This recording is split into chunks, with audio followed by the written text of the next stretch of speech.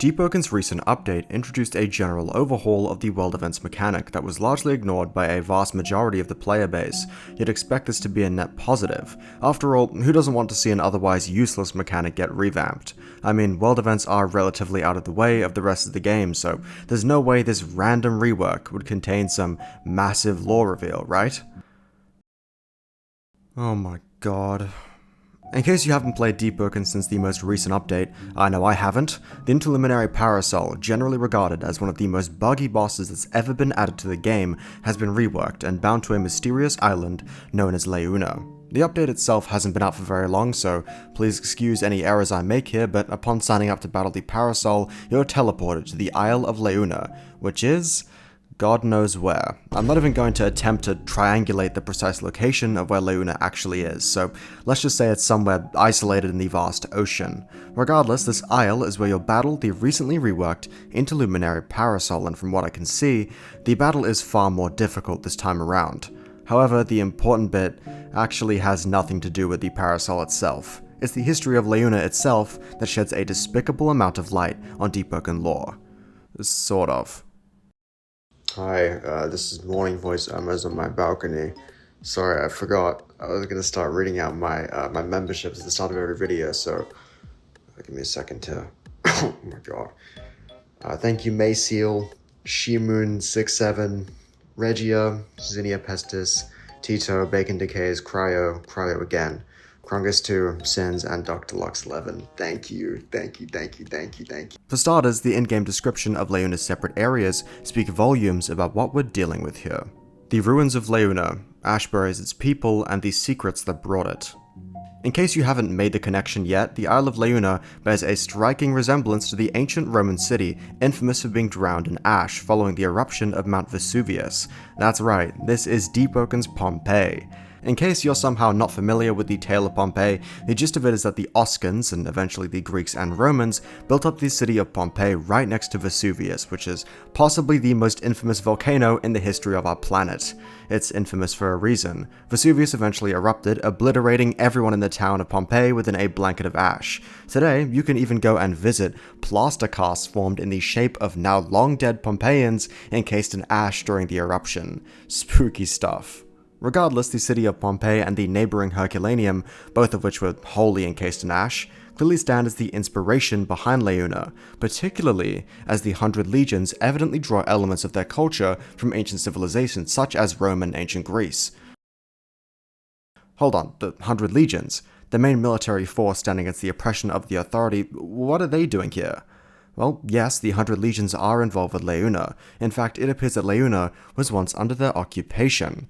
How do I know? Well, if you're fleeing from the Parasol and head deeper into the main island at hand, you may find yourself standing in a vast volcanic chamber named the Lost Forge of Leiuna. The Lost Forge of Leiuna, Leiuna's pride and the birthplace of the Imperator's armaments. Seeking ever greater artistry, its smiths wrought their own ruin. Right, so that would probably explain the ash. It seems as if Leiuna once was occupied by the Imperators of the 100 Legions, but it was eventually totaled and blanketed in ash after the Legion's blacksmiths made some sort of mistake. But the Lost Forge of Leiuna has more stories to tell.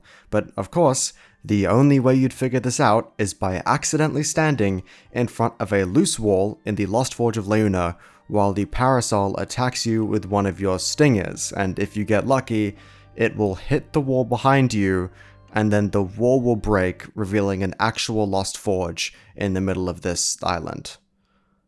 Okay. Now, this Lost Forge, do they actually call it the Lost Forge? Right, so in the area called the Lost Forge of Leiuna, we can find a Lost Forge that's named the Lost Forge. Now, this Lost Forge has stolen a vast majority of the limelight surrounding the Parasol's rework. Why? Well, because the Lost Forge is still active. Oh boy, is it still active. Although it can't craft you anything from scratch. What the Forge can craft, however, is... Are you ready for this? The Lost Forge allows you to craft evil legendary weapons. Regardless, this forge is somehow able to turn 5 specific weapons into their ultimate counterparts. The curved blade of winds becomes the eyes of Etheron. The light's final toll becomes the withered death knell. the Pale Morning becomes the Withered Gale Pale, the Allowed Katana becomes the Withered Phantom Cleave, and finally, the Red Death becomes the Black Death. Did they even try with that one? To be entirely honest with you, for the first time in a long time, I have no idea where these weapons fit in Deepwoken lore. I mean, the Black Death, are we serious? The new weapons the Lost Forge spits back at you are literally the exact same, except they look like a creepypasta equivalent of weapons that we already have. Think it can't get any worse?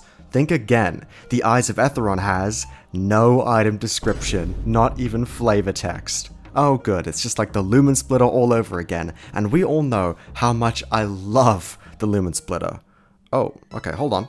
We're saved. The other 4 weapons have descriptions, and one of them is particularly lengthy. Okay. Please God, show me something. Hello, is this a mistake? Have you got the 3? There's no mix-up. No, this is just what? This is what we've been given? Oh, okay.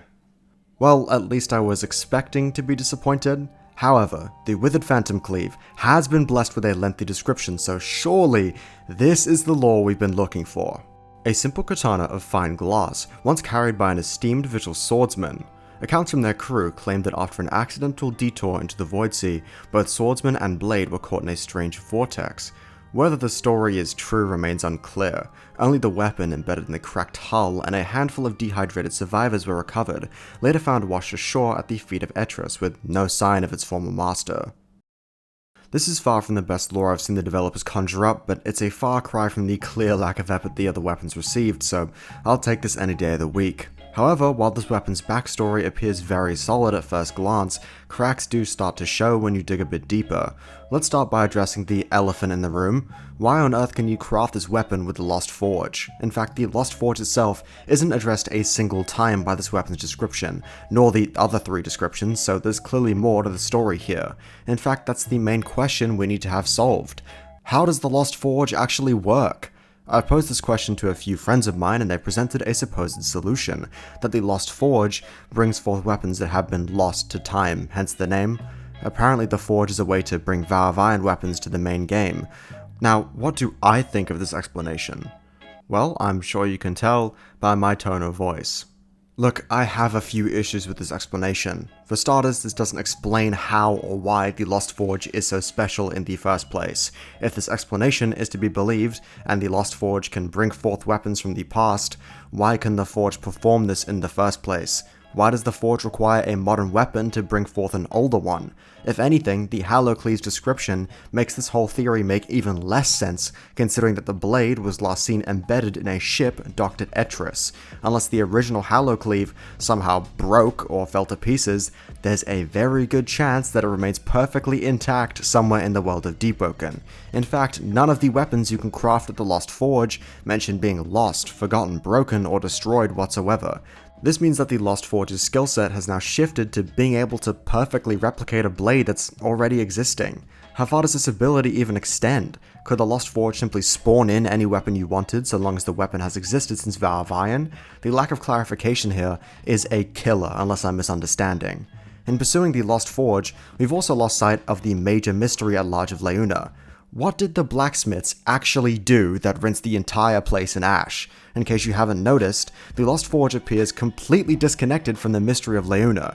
The choice to not have any of the Forge's weaponry mention Leiuna even once is beyond me.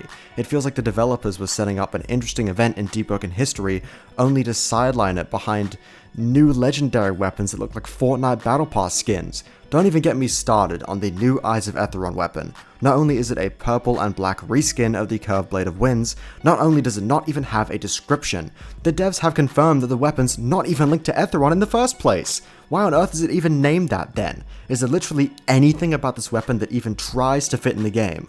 Also, if the Lost Forge is somehow capable of spawning in weapons from the past, where does the Legion come into the equation? Were they the ones who created the Forge? If they didn't, who did create the Forge? How did the Legion find the Forge in that case? Did they simply stumble across it by accident? Look, I believe that the game is leading up to the conclusion that the blacksmiths of the 100 Legions somehow used the Lost Forge to accidentally blanket the entire isle in ash, but once again, how this would even work is beyond me. Not only that, the description of the Lost Forge of Leiuna, the area, not the forge itself, states that this forge is where the weapons of the 100 Legions Imperators originate from.